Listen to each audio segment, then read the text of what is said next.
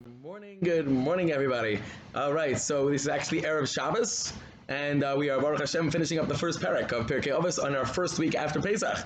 And so we have Mishna Tezayin Yazayin Yiduches today. Mishna Tezayin, Rabbi Gamliel Hayam, Rabbi Gamliel said, Aseilach Harav, make for yourself a Rebbe. Now, for those who have been listening, we already saw this Aseilach Harav earlier. Rabbi Yoina explains that this Aseilach Harav is in matters of halacha. Earlier it was in matters of hashkafa or learning. Now it's in matters of halacha. Aseilach Harav, you have to go ahead and get a Rabbi. Earlier we explained that Aseilach Harav is because in matters of going ahead and in living in life, you need a personal Rebbe. It's not enough just to have, to open a book and to understand things. You have to have, it has to be personally decided for you, and it has to be explained to you because you need a personal guide, because everybody is different. You can't have a global psak for anything.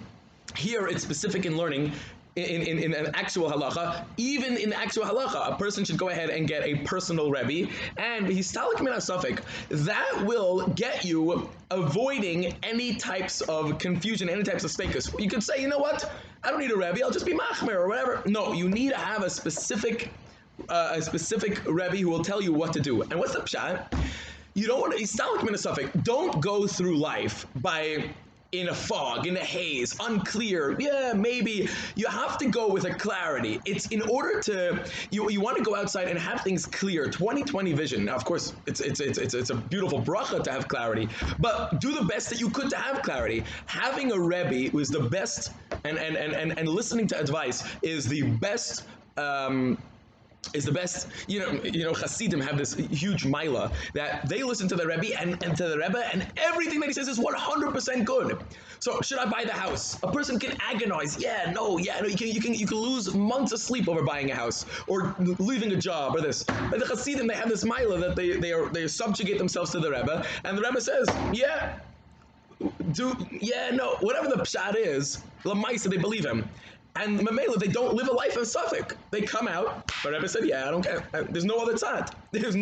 I'm nothing. So they have a beautiful clarity in life. I am going to leave my job, and I'm going to do it with a shtarka, or I am going to buy the house. And they do it with a simcha and a happiness, and they plow through. And that's how you're successful in life. If you have a clarity and you have a good vision. How do you do that? By getting a Rebbe, by getting a Rebbe, and going ahead and you have to find, just like a person has to find a right therapist, you have to find a good Rebbe, a person who talks to you. But that's histalik min hasafek. The point is, avoid spakus, avoid unclarities in life, avoid a fogginess, but have a 2020 clear vision. And finally, which means do not take Meiser by estimating things. Meaning, this is more without getting to Hilchas Meiser. If you take too much or too little, both of those ruin the taking of the Meiser. So don't be too machmer, don't be too makel. Just find out how much you have to give and give it. Let's just talk about Meiser that you make money from your business. I don't want to give too much because I need the money for tuition and this and that, and I don't want to give too little because it's a minute to give Meiser. So what should I do? You know what you should do? Don't estimate. Keep an exact accounting of how much money you make and give exactly what you feel you're able to give. 10% plus whatever you feel. Maybe you're 15%, or maybe you're 20%, or 10%. It's all good, but make it exact. Don't guess. I probably give enough money. Those who say they probably give enough money usually don't even give a tenth of what they should be giving, which is a tenth of what they earn. They're not even giving 100th usually. Shimon ben Ai says, Kol yomai gedalti ben hachachamim. All my years I dwelt amongst the chachamim, looking for mahalchim to what to take out and their good midas. I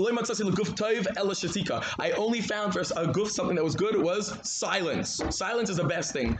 A person insults you. A person criticizes you, a person is not looking up to you as much as you want, a person doesn't give you the proper covet, just stay quiet. Just look the other way.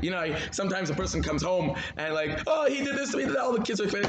Come on, everybody just take a deep breath. You don't have to kvetch about every single thing somebody else did to you in shul. You don't have to kvetch about every time your wife forgot to say, or you forgot to say thank you, wife shouldn't kvetch. Whatever. Take a deep breath, stay silent, say, comment in your mind, obviously Hashem wanted me to learn a lesson from here, and just move on. But don't have to, shtika is the best thing. Don't hit back. Just stay quiet. Take an insult if you have to, and let it roll off your back. Have enough self-confidence to let it roll off your back. This is a continuation. It's not there's two ways to understand. It's not the talking that's the ikr.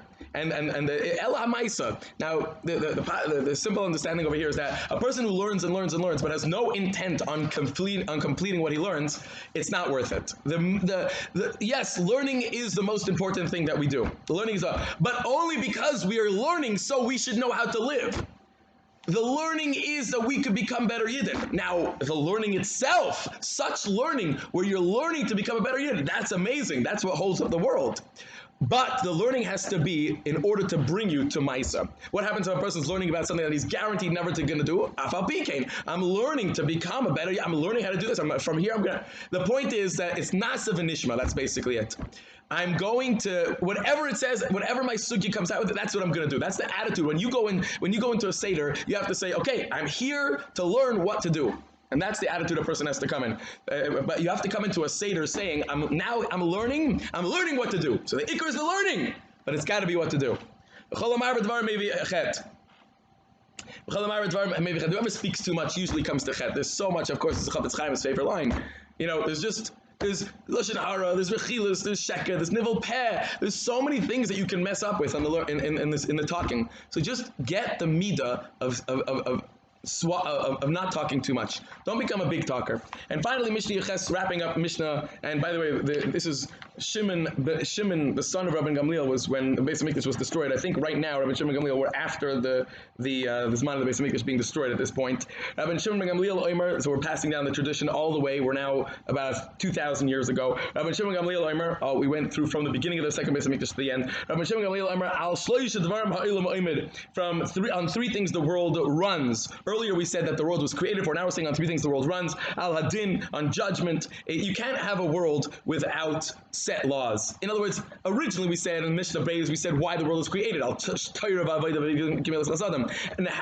now we're saying how society runs. How does society run? You need judgment. You can't have a society without a government. Truth. You can't have a society where everybody's lying. You gotta have trust in your neighbor. If I order something from Target and I give them money, I trust that by the end of the day they'll send it to UPS and by tomorrow I'll have it at my door. Otherwise, there's no commerce, there's no business, I trust that my neighbor is not going to steal from me. Therefore, I don't have my own shotgun pointed at their houses. You got to live with a bit of emes, ba'al shalom, and peace. You got to live with peace. And have an amazing Shabbos.